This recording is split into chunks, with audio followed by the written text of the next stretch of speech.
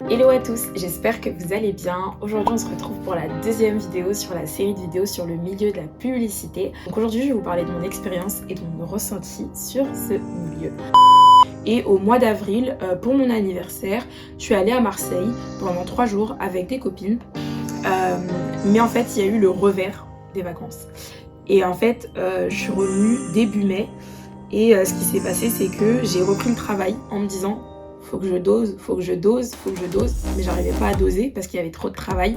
Et en fait, j'ai tout simplement craqué de nouveau, mais cette fois-ci de manière un peu plus intense.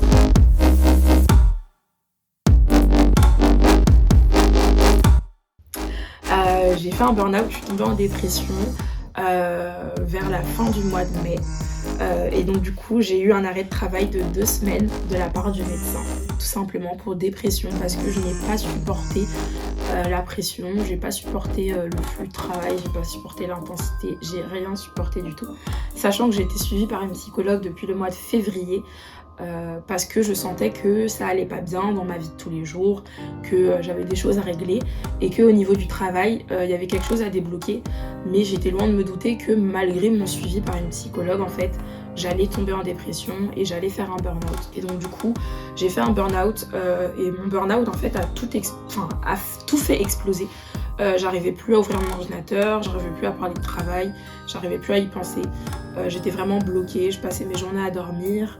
Mon entourage m'aidait et me soutenait pour que je sorte un peu, pour que je puisse me divertir, pour que je puisse faire autre chose. Mais voilà, c'était très compliqué. Je vous cache pas que cette période a été vraiment une des plus compliquées de ma vie. Et en fait, quand je suis revenue de mon arrêt maladie et de mon burn-out, je suis revenue au bout de 2 semaines au travail. Mais en fait, je pense que j'aurais dû revenir au bout d'un mois parce que j'étais clairement pas prête.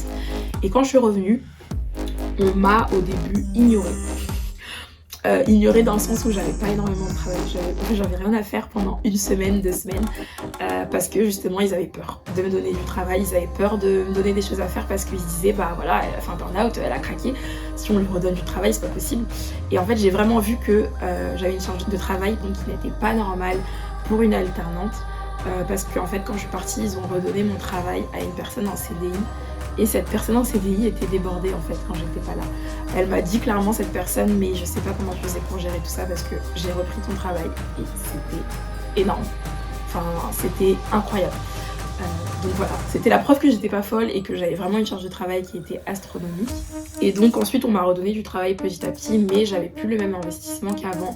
Malgré ça, j'ai quand même fini tard encore après cette période-là. Mais voilà, j'avais plus le même entrain qu'avant, j'avais plus le même goût qu'avant, j'avais plus la même envie qu'avant de travailler dans ce milieu. Ce milieu m'a même poussée à prendre un appartement. Du coup, j'ai pris un appartement sur Paris parce que j'habite un peu loin de Paris. Et donc du coup, j'ai pris un appartement sur Paris pour pouvoir en fait travailler correctement et pour pouvoir rentrer à l'heure qu'il faut et pour ne pas être fatiguée, pour pouvoir dormir correctement, pour pouvoir me réveiller un peu plus tard et dormir plus.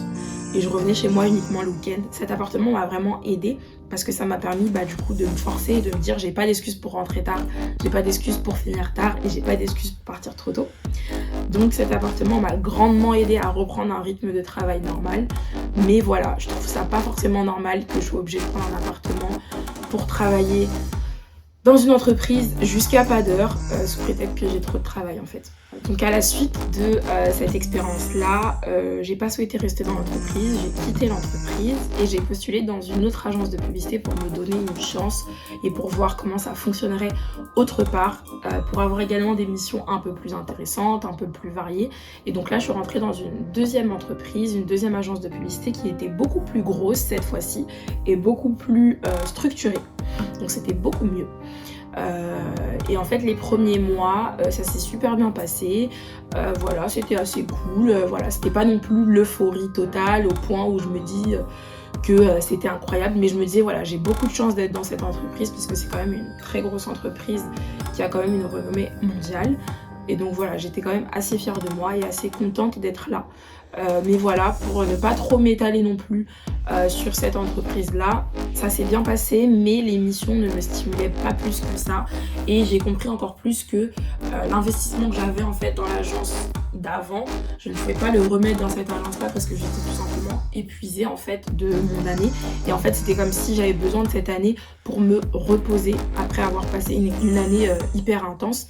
Et donc du coup, j'ai pas pu m'investir autant que je ne le pouvais et que je ne le voulais dans cette nouvelle agence de publicité. Ce qui fait que j'ai pas forcément eu des sujets non plus hyper intéressants, j'ai pas forcément eu des sujets extraordinaires parce que je ne mettais pas l'investissement lié à ces sujets-là.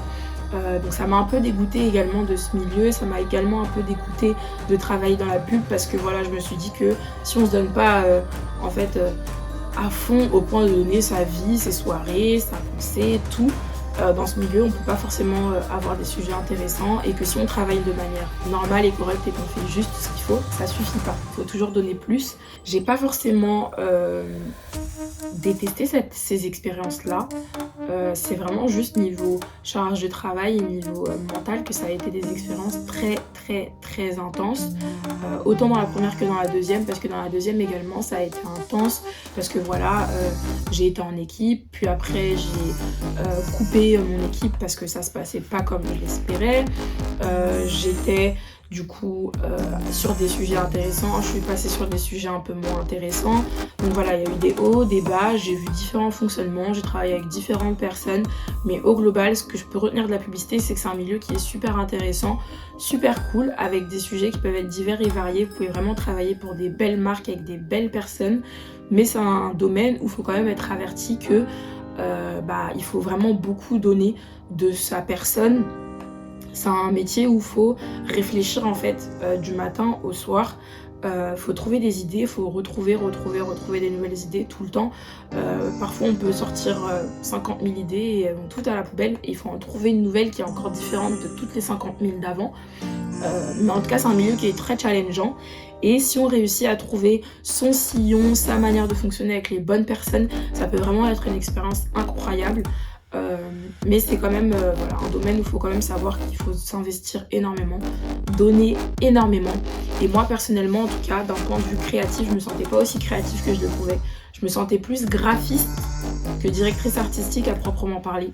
J'avais plus l'impression de designer des choses que de réfléchir à des concepts, parce que pour réfléchir à des concepts, il faut avoir en fait, on va dire, l'opportunité de travailler sur du concept, sur réfléchir à des univers, sur réfléchir à une campagne de publicité de A à Z, travailler avec les bonnes personnes, les bons directeurs de création, les bons créatifs, que son idée soit retenue, qu'elle soit achetée par le client et qu'ensuite on puisse produire l'idée. Donc voilà, c'est tout un processus où il faut réussir à le faire. Je pense qu'après plusieurs années, c'est largement faisable. Il y a plein de personnes dans les agences de publicité, ça fait 5-6 ans qu'ils sont dedans, et ben ils réussissent à le faire.